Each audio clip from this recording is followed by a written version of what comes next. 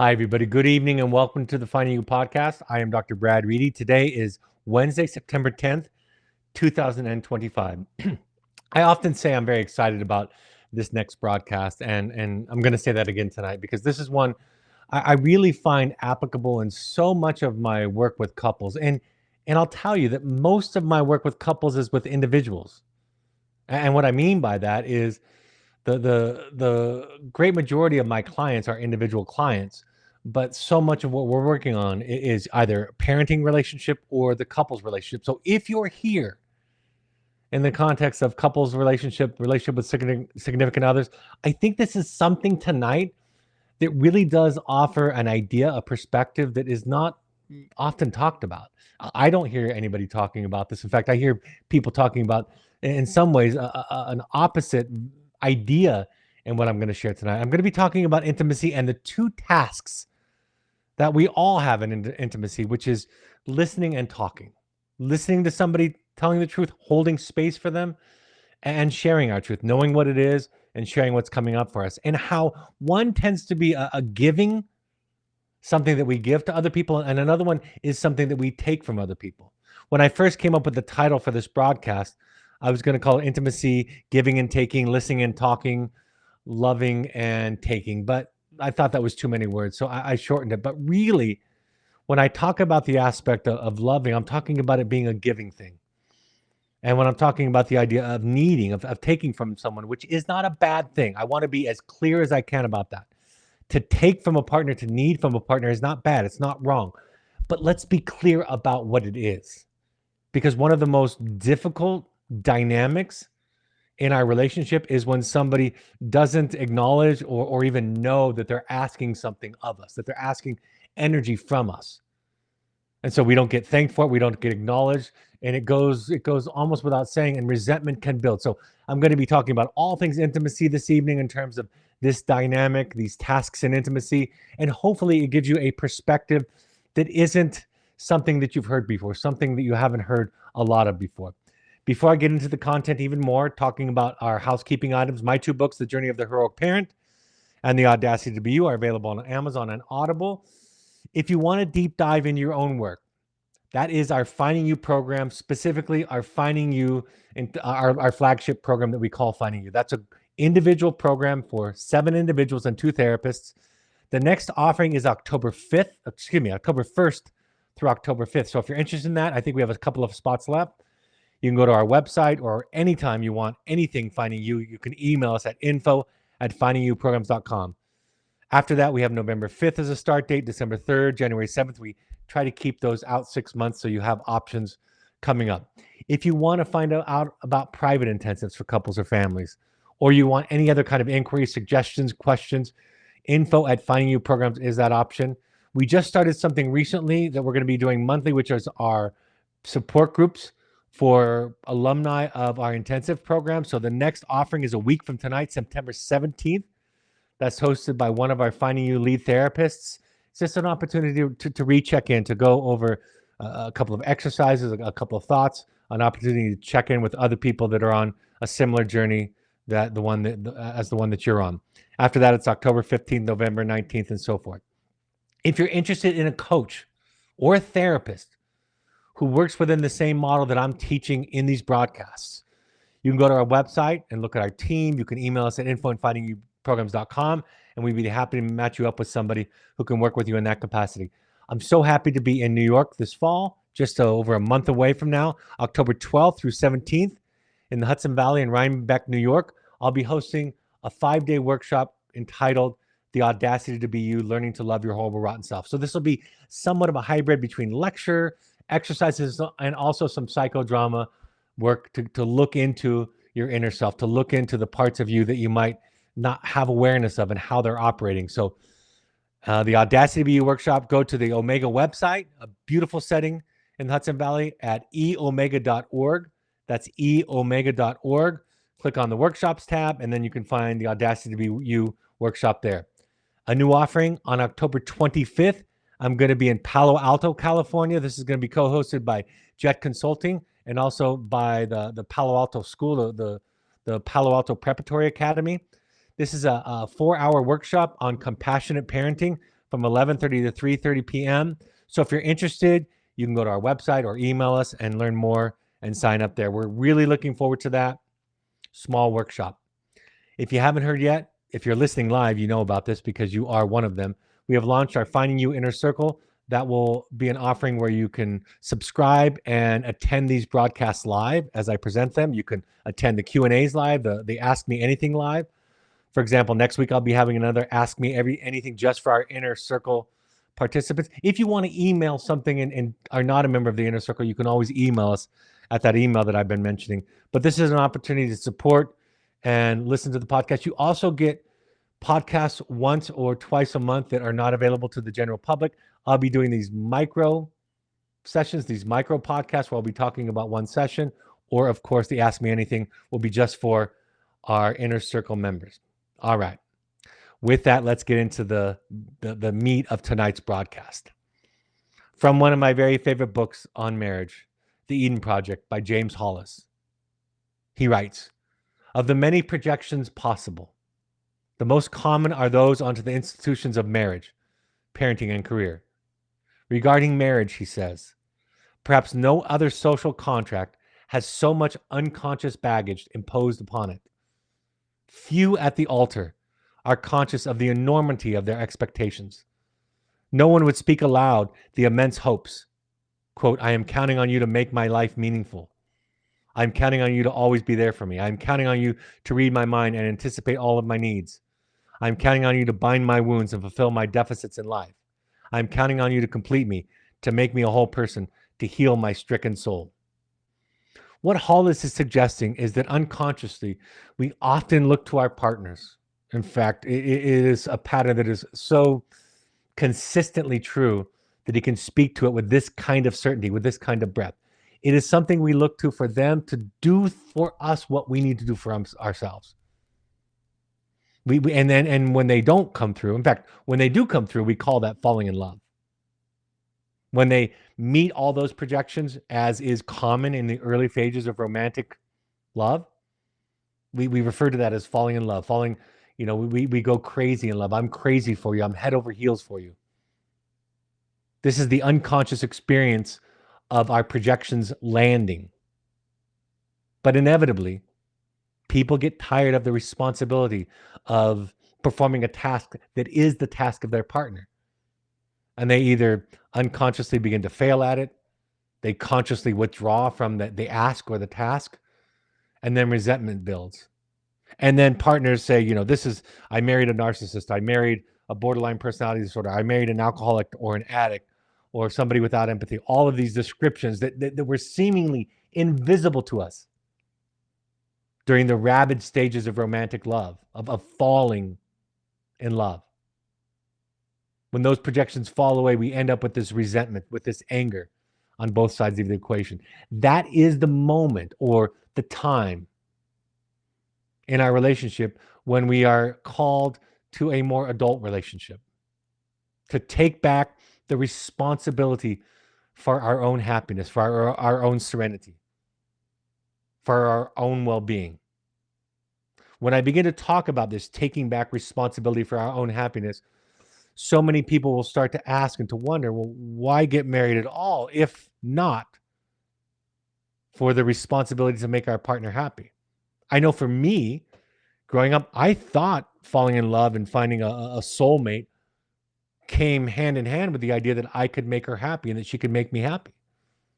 And I entered into 2 marriages like that.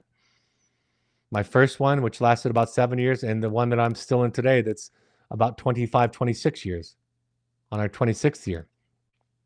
That is an opportunity to come to terms with the fact that I've asked people to do for me what it was my responsibility. I've had to learn painfully, and it's painful on both sides of the equation, that my happiness is my responsibility, and her happiness, in the case of my partner, her happiness is her responsibility. And that is a difficult taking back of the projection, taking responsibility.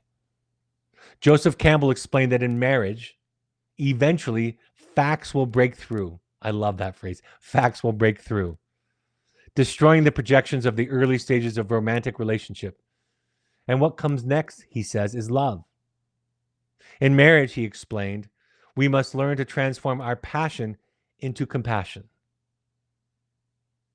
And in response to that, I simply wrote, or you can leave, but your psychological work is still there for you to do. When I'm working with couples at any stage of their marriage, I will say to them, divorce or getting married, staying married, that's not the task. That's not the question. The psychological task is something deeper, something bigger than that. Getting married, staying married, getting divorced, those decisions will come out of that task. But if you're considering marriage or you're considering divorce, what I would say to you if you were my client is you have the same work to do either way. I think maybe the most common mistake when considering this kind of question for individuals, when I'm working with individuals, is that they think that deciding one way or the other on the marriage is the question and the solution. But if you decide, for example, to get divorced and you haven't done the work to become more conscious, you've really, in essence, resolved nothing. If you're deciding whether or not to get married, to commit to this relationship, and you haven't done the work to become as conscious as possible and to make that your life's project, you've solved nothing by getting married. Although in both instances, you'll experience this temporary euphoric feeling that will feel like a solution. Inevitably, if you're paying attention even just a little bit, you'll come to realize that that wasn't the problem. And it is really sad for me to hear people talk about their exes with such disdain as if they finally have discovered, I married a narcissist. I married an alcoholic. And while I find that question interesting, what's really compelling is, why did you marry a narcissist? Why did you marry an alcoholic or a borderline or a depressive or anxious person? See, answering that question is the key that will unlock your psychological prison. It's the key that will make sure that this doesn't continue. I was watching a documentary recently where a husband was somehow ignorant to a long pattern of systemic abuses at the time by the woman that he called his wife. And at the time of the filming of this documentary, he was being interviewed and somebody said, how did you not recognize what was going on at the time? And his answer was, he was befuddled. And he said, I don't know. I wanted to press pause on the show right then. I wanted to insert myself onto that stage, that interview. And I wanted to say, that's the only question that matters. What was it in your background, in your personality structure, that allowed you to not see? On a lighter note, everybody in my family, all 5 people that in my family of procreation, the family with my wife and children, all 5 of them have been diagnosed and identified as having some form of ADHD. So when people ask me, why didn't I recognize it earlier? My answer was, apparently I have a blind spot in that area. Apparently I can't tell the difference. It continued to be a surprise to me when each one was diagnosed. Some were a little bit more obvious than others. But in another way, I was surprised because that's my blind spot. So there's work for me to do, right? My wife married somebody with narcissistic features. There's work for her to do in that area. I married somebody with extreme anxiety. There's work for me to do in that area. As I said playfully to my wife some time ago, if she were to disappear magically one day, I would find another middle-aged anxious woman to marry, because that's where my work is. That's what I'm drawn to. That's my background. That's the dilemma that I find myself most comfortable in. And so I have to work through that. I have to repair. I have to understand my background. I have to become more conscious. So as the facts break through, as they inevitably will, that's where the real work starts to build what people refer to as a soulmate. In that same book where I was quoting James Hollis, he wrote, if there's a single idea which permeates this essay, the Eden Project, It is that the quality of all our relationships is a direct function of our relationship to ourselves. Since much of our relationship to ourselves operates at an unconscious level, most of the drama and dynamics of our relationships to others and to the transcendent is an expression of our own personal psychology. The best thing we can do for our relationships with others, given this information, and with the transcendent, then is to render our relationship to ourselves more conscious. That is the ask. That is what is you're being called to do when you're in a marital difficulty, when you're in relationship struggles, is to become more conscious and to come to terms with you've been asking somebody to, in many cases, to do something for you that was your responsibility all along. And if you're lucky, you find a partner who's willing to do the same work. And that experience of two partners doing the arduous work of becoming more conscious, that is a sublime experience. When each partner is willing to hold their own stuff, willing to be responsible for their own happiness, for their own serenity, for their own peace of mind, for their own marital satisfaction. You find two partners that are willing in those areas, and you have something incredibly beautiful. The best thing that we can do for others, for the transcendence in our relationships, is to render our relationship to ourselves more conscious. This is not, Hollis goes on to explain, a narcissistic activity. In fact, it will prove to be the most loving thing that we can do for the other. The greatest gift to others is our own best selves. Thus, paradoxically, if we are to serve the relationship well, we are obliged to commit ourselves to affirm our own individual journey. I love this phrase from Irving Yalom in his book, Love's Executioner. The opening lines of the Love's Executioner. He writes, "I do not like to work with patients who are in love. Perhaps it is because of envy. I too," he writes, "crave enchantment. Perhaps it is because love and psychotherapy are fundamentally incompatible." Listen to that. Perhaps, he writes, it is because love and psychotherapy are fundamentally incompatible. The good therapist fights darkness and seeks illumination, while romantic love is sustained by mystery and crumbles upon inspection. I hate to be love's executioner. And I wrote in response, when the stage of romantic love passes, the test begins to take back the projections and expectations one has put on their partner. The question that remains, can I assume responsibility for my own meaning and happiness? If both partners can answer yes, then the marriage relationship begins again and makes way for enlargement. So this is the task. This is what you're called to. It doesn't mean in psychotherapy that I don't listen to people vent about their spouse. You need a safe place to vent. And sometimes the spouse is not that person, right? Nobody wants to be the receptacle of venting all the time, especially when it's about us. So therapy can serve that way. It's a safe and appropriate place to vent, to unload your frustrations, your disappointments, your hurt. But after that, that energy is metabolized through the process of psychotherapy. The task remains. The question remains, what is my task? What is my responsibility? How did I get myself into this? And what is my work? Irrespective of the decision that I make with regard to the marriage. I do believe that individual work is the basis, the foundation of couples work. I believe in couples work, but I believe it has to be built on some kind of increase in consciousness from the stages of that early stage of rabid romantic love. In the Audacity View, I quote a specific individual who was struggling in their marriage and was constantly listening to the complaints of their partner. And he said, whether or not a person is happy is utterly out of your control.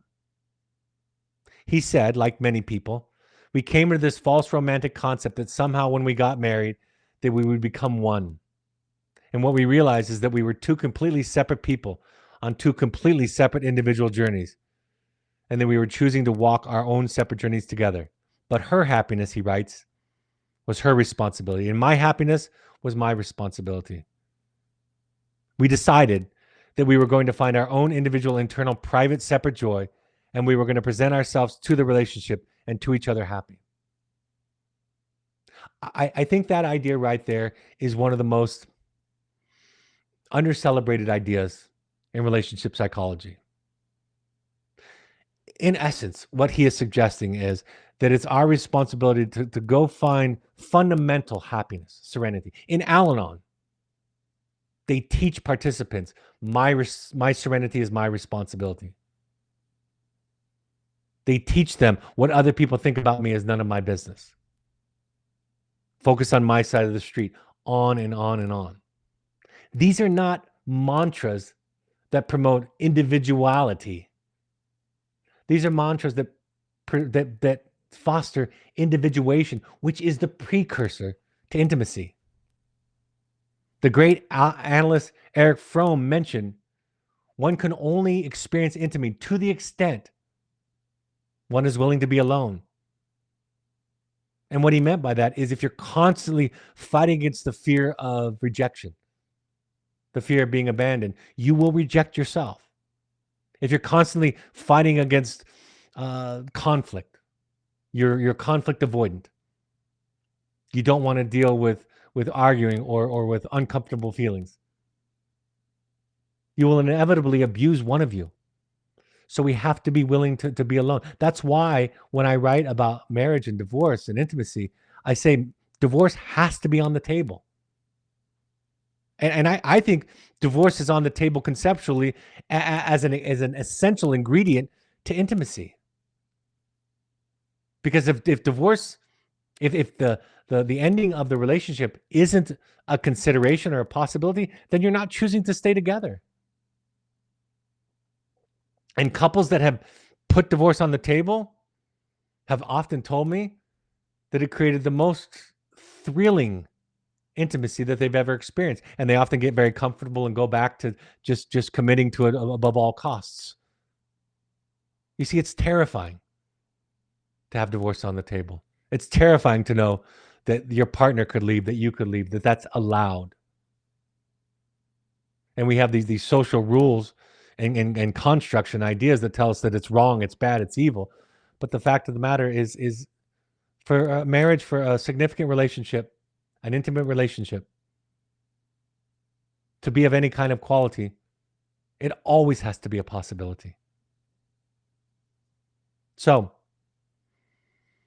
when I was deciding with my wife that I was going to choose to stay married after a serious consideration of a divorce, I came back with the one idea.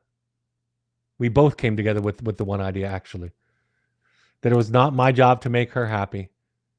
That was my job. And it's not my job. It's not her job to make me happy. That's my job. So that I could go and I could find my happiness, my fundamental happiness. And I could present myself to the marriage already happy. And in that state of being, that state of relating, I was more capable of love. Whereas in contrast, if I was always begging her to fill my empty cup, and she doing the same to me, that was a breeding ground for resentment. Because we were abdicating our primary responsibilities for our psychological lives to another person. And that is psychologically irresponsible and ultimately ineffective. So the two tasks in intimacy. There's good news about this projection business, which is a big deal. Projection is a huge deal. It's a lot more than you think. It plays in a lot more than you think to all of our relationships, to all of our psychologies. But James Hollis says in the same book that I've been quoting, The Eden Project, he says, all projection occurs unconsciously, of course. For the moment one observes, I have made a projection, one is already in the process of taking it back. Isn't that wonderful, lovely news? That's similar to the Arthur Miller quote that I've been sharing with you lately in the last few podcasts, where he says, like all men, I am my own worst enemy, but like few men, I also realize that I am my own savior. The minute you realize that you're projecting, you're in the process of taking it back. More commonly, Hollis writes, we only begin to reclaim our purchase on consciousness when the other fails to catch, hold, and reflect our projection. If there's an essential law of the psyche, it is that what is unconscious will be projected. This is why you observe that quote, when the inner situation is not made conscious, it happens outside as fate. That's a quote from Carl Jung where he says, if we don't take responsibility and become conscious, we think that our happiness is happening outside of us. People that are unconscious and anxious blame other people for their anxiety, their frustration, their sadness, their fears, their paranoia, their life dissatisfaction. So that's, again, I'll read that again. That's why you observe that quote, when an inner situation is not made conscious, it happens outside as fate. My definition of codependency is looking for solutions outside of myself that are my inside self's problem and responsibility. If I don't have a secure attachment, the only way I can feel safe is to control people, situations, circumstances, things outside of me. But if I've developed individuation and a sense of self, if I've become more conscious, if I've healed, then I realize that my anxiety, my unhappiness, my frustration, my life's disappointments are my responsibility. That's why communication skills training is very treacherous and risky at times, because without this awareness, all we do is arm people to use I feel statements and assertive communication statements just to weaponize this idea of projections. I feel upset when you do X, Y, or Z. The implication being in the energy exchange is it's your fault. Even though I didn't use those words, even though I said I feel, I didn't say you make me. I still can feel that way. But he writes, since the psychic consists of a multiple of split off shards of energy, complex and archetypal forms, that's just a very fancy way of saying we're complex people, virtually all of which are unconscious, there's always ample opportunity for projection. And as I never know the unconscious by definition or practice, so can I never know what energies I may be acting out. So the task is for responsibility. The task is to look in the mirror. As Shams Tabrizi said, that the spiritual teacher for Rumi, the summary of all the advice of the prophets is find yourself a mirror. And there is no more powerful mirror than your intimate partner or your children. And what you think is their problem is a reflection of your unassumed work, your undone work.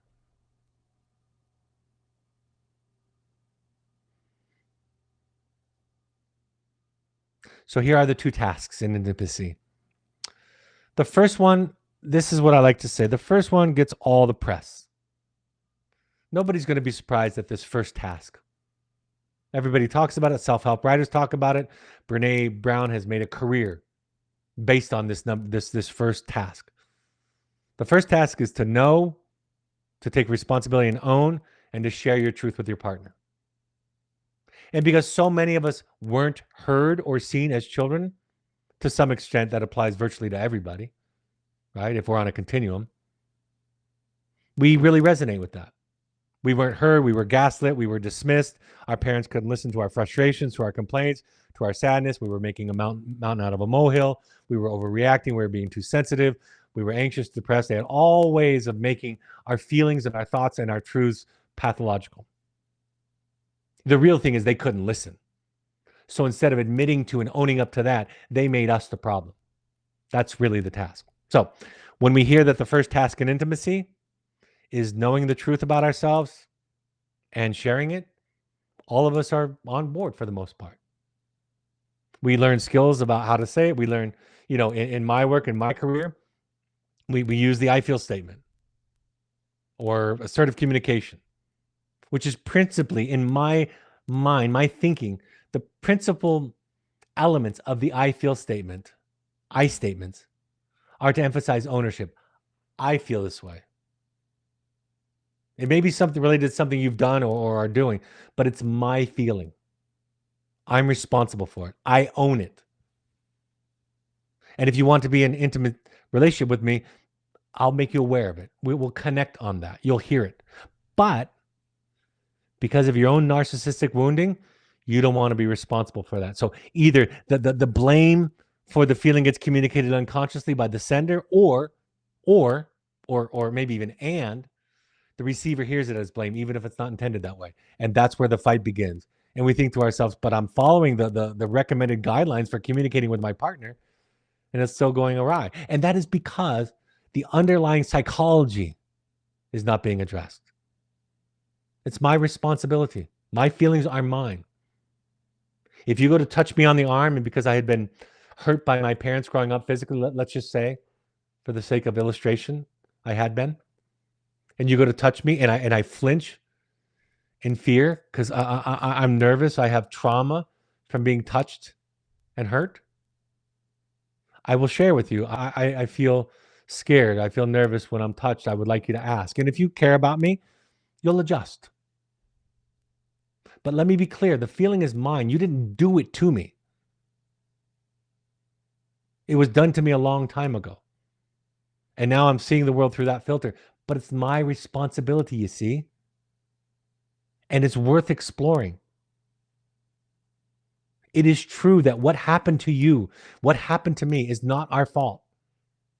But now it's our responsibility to deal with it. So we learn I feel statements to really practice ownership. And in my 8 tools, when I teach the 8 tools for communication, that really covers a good amount of them. We talk about I statements. We talk about why are we sharing the feelings. I tell the story about a mother in a parent group asked the question, why can't I tell my son how much the program that I sent him to cost? And another parent, before I could even respond, said, why would you say that? And upon reflection, the mother said, never mind, I know the answer. And I said, would you mind sharing it with the group? And she said, I want him to feel responsible. I want him to feel some obligation, some guilt, some added fuel to change. I essentially, she confessed to the fact that I want to guilt him. I want to motivate him in that way. And so she had decided that it wasn't appropriate for her to share. So why are you sharing your feelings? I don't care what you're saying. I don't care if you're using perfect I feel statement, nonviolent communication language. What's your intent? And if the intent is to get the other person to change, I would take a step back and reconsider. I would ask you to consider the fact that you have weaponized the fundamental energy that is the problem in intimacy. And you've cloaked it in appropriate language, acceptable language, but you're still communicating the same fundamental idea, which is you're responsible for making me feel this way. I'm sharing my anxiety, my frustration, my disappointment because it's your fault. I would say to parents and children when I was working with them, telling your child or your parent how you feel once, great.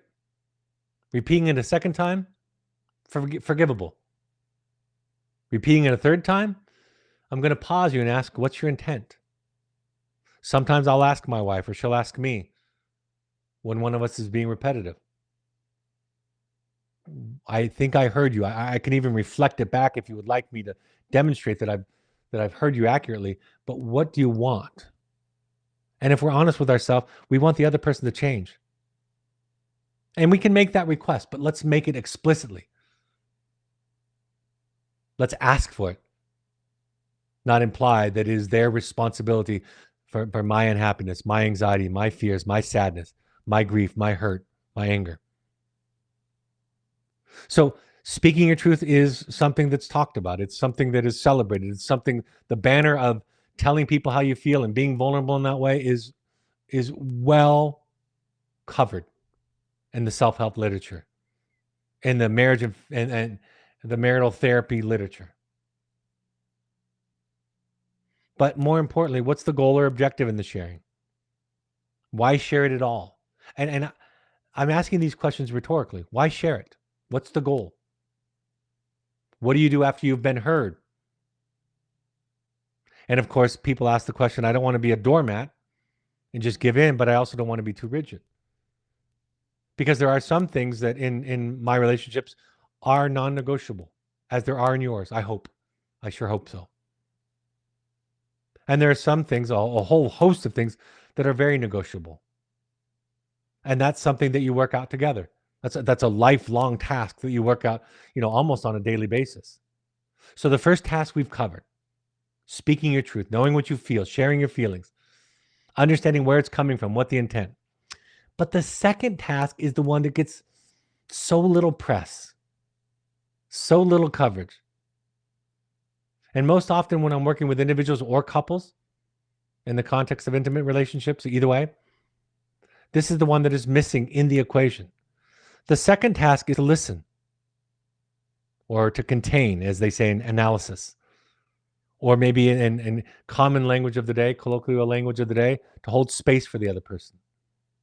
Hold the other person with compassion and understanding. That task number 2, I want to argue today, is the more subtle task that requires more healing even than the first task. Both are important. Both are essential for intimacy.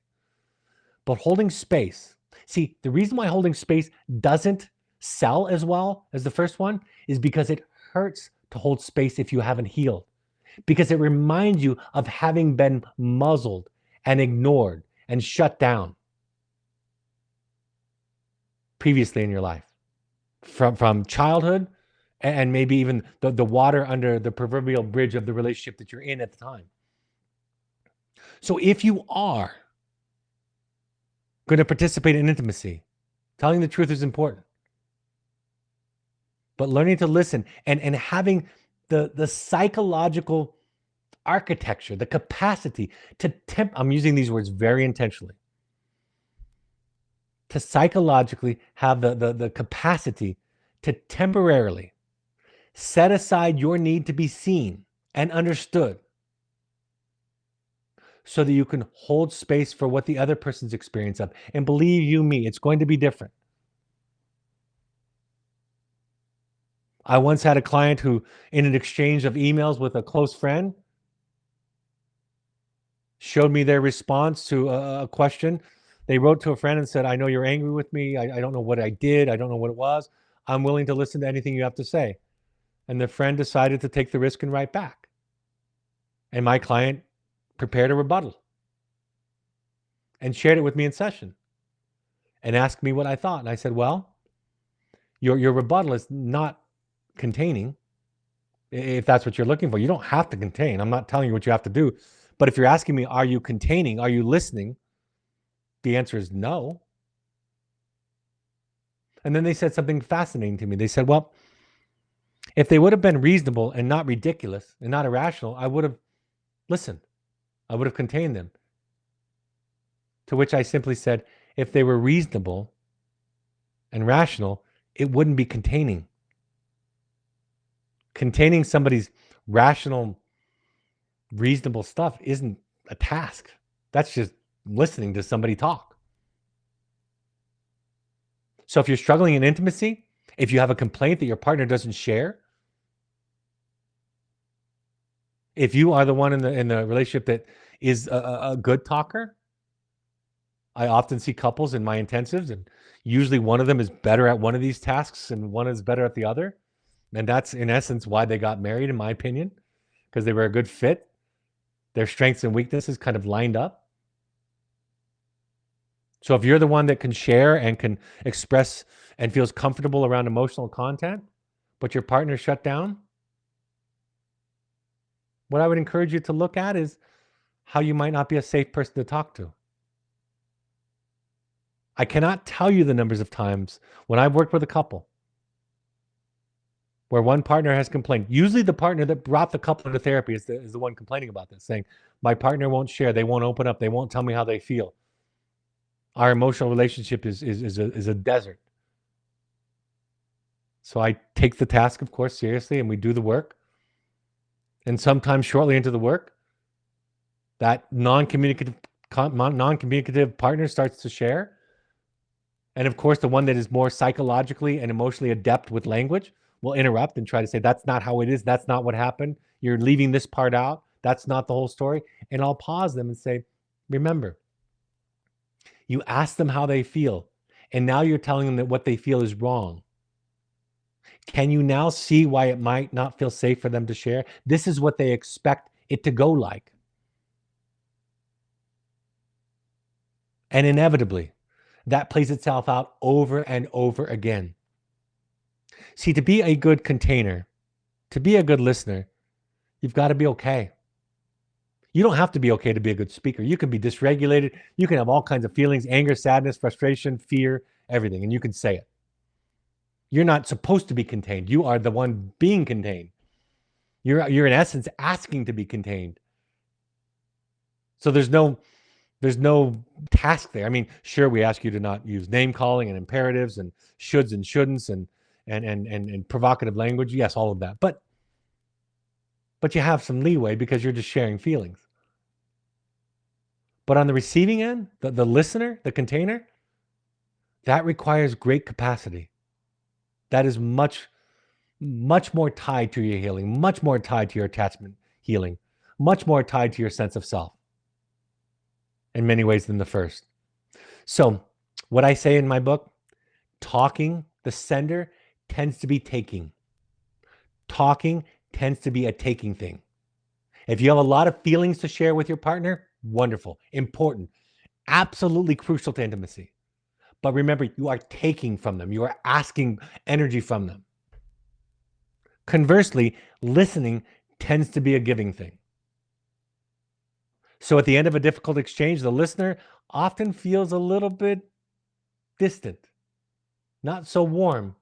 I cannot tell you the numbers of time when my wife and I play this out on either side of the equation. I'll share a bunch of difficult things about what's going on in our family, about her, about us.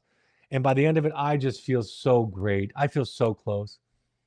I want to snuggle. I want to be intimate. This, to me, was a catalyst toward the greatest intimacy in the world. And she's like, I need space. I listened, but I need some time to kind of lick my wounds. That was hard, right? And I've sat on the other side of that equation. When I'm the listener, at the end of her sharing a whole bunch of hard stuff, I'm not completely at ease. I'm a little bit guarded. I'm marshaling all of my psychological resources just to be present. So talking tends to be taking, listening tends to be giving. And I do not think that is commonly understood. I think people think taking is a giving thing. And while it is generous to share your feelings with somebody, it is a gift. If those feelings are uncomfortable, have conflict in them, have feelings of hurt and frustration and sadness and disappointment and anger, you're asking for something pretty large. Another thing that I talk about is loving is a giving thing. I mentioned that early on. Loving is a giving thing. And to need is a taking thing. Neither one of them is wrong or right. There's no bad thing here. No wrong thing here. But understanding that if you have the ability to listen, you are loving. When I do my intensives and I tell the group members, because there are 7 group members, and I say, look, part of what you're going to be doing, a good part of what you're going to be doing here is listening to other people, becoming a sacred witness to other people's stories. And that's not a small gift. I explain it's one of the most underappreciated gifts in this world. You know, in the Twitter universe, it's all people sharing all of their trauma. Right? It's their anger, their frustration, their fear, the news cycle constantly. They're looking to be heard. They're looking to be held. I often argue that social media is a horrible place to ask for support. Sometimes it happens. But to express your rage, your anger, your hurt, your strongest difficult emotions is most likely going to be met by a lot of people with a lack of love. To love is to be able to give. To need is to take, and we both need to do both. And you can do both with the same person. Just be clear about which it is. Just know the difference when you're taking and giving. So the second task, active listening, deep listening, sometimes it's called by Buddhists, holding space, containing by the psychoanalysts. I often say you listen to your partner, to your child, to your friend, like they are sharing the details of a dream. The reason I use that language is because I don't want you to get caught in the content. The dream content is insane. but it is 100% the truth, right? Sigmund Freud explained that dreams are the royal road to the unconscious. There's nothing more honest than our dreams. But what is confusing about them is they are cloaked in symbolic language, symbolic imagery. So listen to your partner like they're sharing a dream. Listen to them like that they're talking about some other idiot spouse. Lose your mind. A supervisor once explained to me, to understand and truly hear someone, sometimes you have to lose your mind. We have to get out of our world and what we need in order to understand the other. To listen without judgment, to listen without trying to fix, to correct it, which is all born out of our own lack of capacity. We learn to listen to understand. From the psychoanalytic language, the contained, the one being contained, the speaker, is more or less fully felt and understood by the container. At the same time, the container, the listener, can rely on additional resources to feed back to the contained, to the speaker, a wider sense of the contained experience. So you share with me your frustration about me, and because of the work that I've done in my own psychotherapy, understanding myself, I see, I understand. I can imagine what it's like to be married to me, to have me as a father or a friend. Sometimes it's great and sometimes it's a handful. That's what it means to contain. I have greater resources than just this experience, just this dialogue. Along with this is the experience for the contained, the speaker, that the container can adequately accept and manage what has been offered to be contained. Do you see how much capacity it takes to listen? Do you see how much this figures in to intimacy? To listen deeply, to listen effectively, to listen with capacity, we have to take ownership of our own feelings. We have to take back our projections onto the other person. We have to take responsibility for ourselves. We have to ultimately face responsibility and vulnerability. See, I don't want my inability to listen to you to be my fault. I don't, frankly. I want it to be your fault again. You see the projection coming up again? It's because of how you said it, because you didn't use the I feel statement, because you've raised your voice, because you said some fact in your explanation that was untrue, that I can prove to you is not true. So when I lack capacity, I make you the problem again. I gaslight you again. And that gaslighting comes from my own narcissistic injury, my own narcissism, that I can't be wrong or bad. And I haven't settled the matter for myself yet. Right? If I'd settled the matter for myself, you can think anything about me you want. If I know myself, what you think about me is not about me. So I have to take a time out. I have to get to know myself. My therapist would say to me and my wife earlier in our therapy 20 years ago, she would say about Michelle or about me, she would say, if Michelle called you a helicopter, what would you do? And I would say, well, I would think she was crazy. My therapist would smile and nod. Why? She would ask. And I would say, well, because I'm obviously not a helicopter. And she said, okay. As I would tell young people, if somebody says something about you that's not true, you don't need to be defensive. And if somebody says something about you that is true, you don't need to be defensive. You see? Now, I know we all lack capacity. We all wax and wane in our capacity. I'm not saying that you need to be perfect in your ability to contain people. What I'm saying is we own it. But instead, what most people do is they criticize the sender. They tell them that they did it wrong. They dispute the facts. A great philosopher once wrote, if anyone tells you that a certain person speaks ill of you, don't make excuses about what is said, but answer to them, he was ignorant of my other faults, else he would have not mentioned those alone. Once you know yourself, you can be there for the other person. But when you don't know yourself and you're constantly empty and you're constantly craving to have your own childhood healed and the person of your partner, you will not be able to be intimate.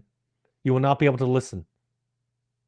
And because your partner will absolutely stumble in this process also, it'll be easy to hang your unhappiness on them.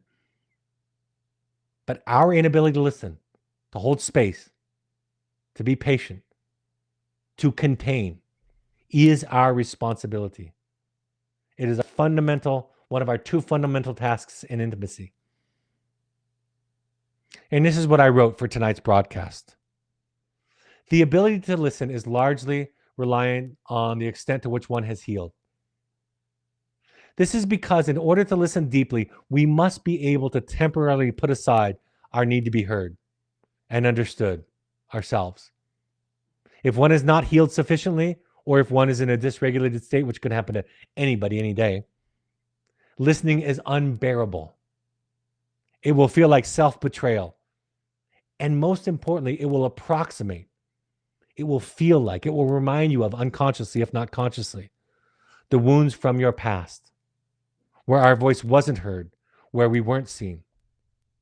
Thus, deep listening can be a measure of our healing more than anything else. Our ability to listen is a stronger indication of our healing than perhaps our telling the truth about ourselves. So when I say holding space or containing, what I'm really referring to is holding yourself together so that you can be there for the other person and what they need. Jamie Gill wrote, empathic seeing or listening or containing is more common in people who have had a secure attachment history than those who have not. This is obvious, as empathic seeing is a crucial element in feeling one belongs.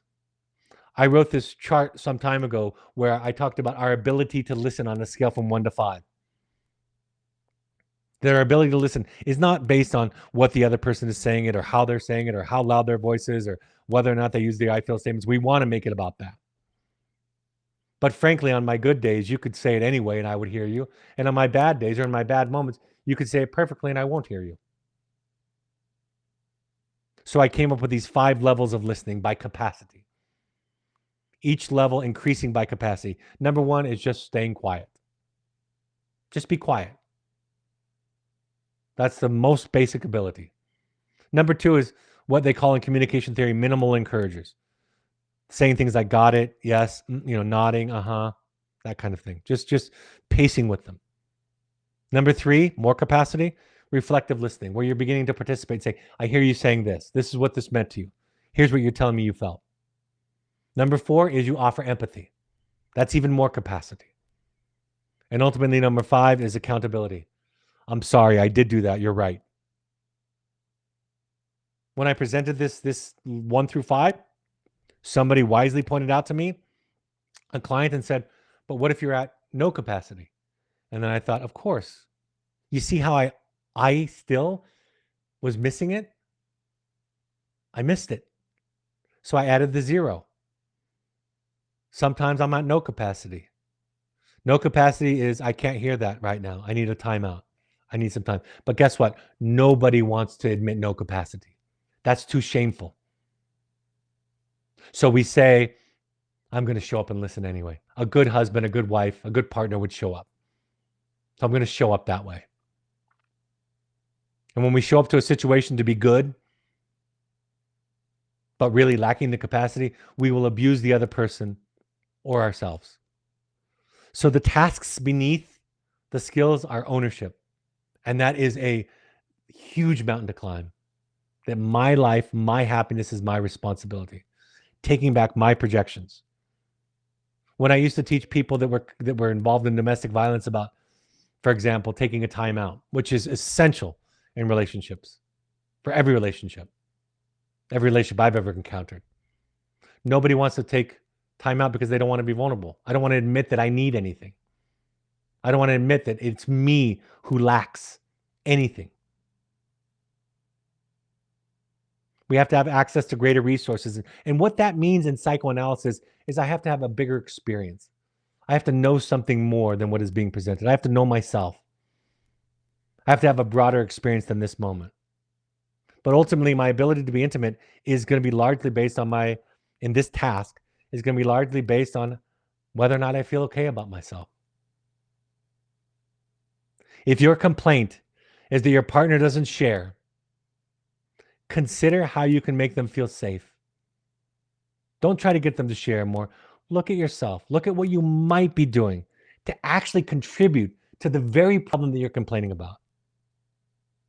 Conversely, if your partner doesn't listen, if they're not a safe person, consider it your task to tell the truth, no matter how they respond, regardless of whether or not they can listen, that it still becomes your job. In my marriage, I'm a better listener than I am a talker. I am by nature, by training, a people pleaser. I am, because of my nervous system, conflict avoidant. So I will consciously, mostly unconsciously, tell you what you want to hear. So I have to learn to tell the truth regardless of how she reacts. Even though it freaks her out, even though it makes her anxious, I have to do it anyway. I have to tolerate her gasp. I have to tolerate her tears. I have to tolerate her sadness, her frustration, her clap back. But conversely, on the other side, it's also her job, because she's a much better talker than me, to learn how to listen, to learn how to hold space, to learn not to clap back, to get enough, if you will, healing in her practice so that she can be there for me and I don't need to be there for her. She said to me recently, my wife did, when you're angry, which is hard for me to express, she said, I need you to say it very calmly. And I said, ideal, right, ideal, I agree. But understand that when I'm angry, I can't contain myself. If I'm abusive, of course, but if I'm a little bit messy, that's what I need. Here's what this mistakes looks like in a more pointed way. Something that Jamie Gill wrote. She says, it's important to recognize that the defense is doing important psychological work, or the energy to require the defense would not make sense. Ripping away people's defenses does not improve the situation. Telling the people that don't speak the truth that they're scared, that they're fraidy cats, doesn't help them. Telling the person that they're a bad listener doesn't help them. Taking away the defense before the person is able to deal with, to tolerate what the defense masks, leaves the person worse off than before. At least before, with the defense, the person could function. Now he or she is incapable. And here's the key. I love this phrase. Think about it all the time, as a therapist and as a layperson. Both cruel people and inadequate therapists are famous for a desire to rip away, to destroy defenses without considering the consequences. I'm going to read that again. Both cruel people and inadequate therapists are famous for a desire to destroy defenses without considering the consequences. It doesn't take a lot of talent or insight to confront your partner on their weaknesses. What takes a lot of capacity is to work on your weakness. Are you a truth teller but a poor container? Work on containing. Are you a poor truth teller and a great container? Work on telling the truth. Are you a great truth teller but a poor container? Work on containing. Work on healing. I even wrote about this in some sense in the Journey of the Heroic Parent when I was talking about parenting. Therapists, I wrote, are not experts on your life. Rather, their expertise is in creating the container or the experience where you can discover your truth. An effective container is a place where one feels safe to explore all the parts of themselves, free from judgments. In this way, the container is the mind of the therapist. Ideally for children or for partners, it's the mind of the other person. Good therapists are identified by what they are willing to not know as much as what they are identified by what they do know. The difference between therapists, in my estimation, is that what they don't say, how well they contain. It's not the advice, the clever stories and solutions that they offer. Those come with the territory, with experience. But the great fundamental difference between an adequate therapist and a layperson is an adequate therapist prides themselves on what they don't say, on their ability to contain. Not to fix, not to give suggestions, solutions, but to listen, to hold space. The greatest marriages, you see, are those in which each partner is willing to take responsibility for carrying their own shadow, their own stuff, their own conscious material. Joseph Campbell said, I think one of the problems in marriage is that people don't realize what it is. They think it's a long love affair, and it isn't. Marriage has nothing to do with being happy. It has to do with being transformed. And when the transformation is realized, it is a magnificent experience. But you have to submit. You have to yield. You can't just give. You have to give. You can't just dictate. And Hollis went on to comment, transformation is about enlargement, and enlargement comes from suffering. You have to heal. And where you haven't healed will show up in your inability to hold space for the other in many cases. Or, I suppose, if you have constantly been a people pleaser, you will err on that side too much, and that has been my error. When we do our own work, we stop talking about the faults of our partners. When we do our own work, we change the frame from turning the other into something bad, something diagnosable, and instead we see them simply as another human being. So we have to understand our own madness, our own craziness, our own dilemma. We have to make the shift from being good to being a person, to own that I can't always be the listener I want to be. And sometimes I need to take space and own my lack of capacity. If I don't own my lack of capacity, I will make you the bad person. That's what my mother and father did to me. That's what most parents do to their children who are unconscious. That's what we do to our partners. We do practice skills. We do teach skills. But really what's important is to find out what stands in the way of us using the skills. And we have to grow up. We have to grow up and take responsibility for what is ours and stop asking the other to do what is under our charge. We have to know what our own project is. And to fall in love with your partner's dilemma over and over again, as I suggest, means to listen, to understand. Talking tends to be taking, and listening tends to be giving. It's not always true. But in the process of intimacy, I think it can be very helpful to think of those in those terms. And remember that you can only be as intimate. Your ability for intimacy is only as deep as your ability to be alone. I hope that added some insight into all of your journeys. My two books, The Journey of the Heroic Parent and The Audacity to Be You, from which I quoted liberally tonight, are on Audible and Amazon. If you want to do a deep dive in your own work, October 1st is the next offering, Finding You. Go to our website or email us at info@findingyouprograms.com. If you want to be a member of our support group, if you are an alumni, go to our website. If you would like a coach or therapist who works in this model that I teach, go to our website or email us at info@findingyouprograms.com. If you'd like to attend the 5-day workshop in the Hudson Valley this fall, October 12th to 17th with myself and my daughter, Emma Reedy June, about $500 is all for that 5-day workshop. Go to eomega.org, click on the workshops tab, and register under the Audacity to Be You. If you're in the Bay Area and you would like to attend a half-day workshop with me, Bringing Compassion to Parenting, then October 25th, 11:30 to 3:30 at the Palo Alto Preparatory Academy. Contact us on our website or email us at info@findingyouprograms.com. All right, folks, I'll be talking to you twice next week for your inner circle, folks. That means there'll be one inner circle only session next week, the second one, but the first one I'll decide on the topic. I'm going out of town for some rest and relaxation over the next several days. I'll be back in time for Tuesday, September 16th at 6 p.m. Mountain Time. I'll have a new topic then. I'm open to your suggestions. And then, of course, I'll have the Ask Me Anything episode Thursday, September 18th at 6 p.m. Mountain Time. That'll just be for Inner Circle members, both live and to listen to. Thanks for joining me. I hope this is a helpful point of contact. And for on behalf of the people that you love and the people that love you, thank you for showing up and for doing your work, because that is the most profound way to show the people that you love them. Have a great evening, and I'll talk to you next week. Take care. Bye-bye.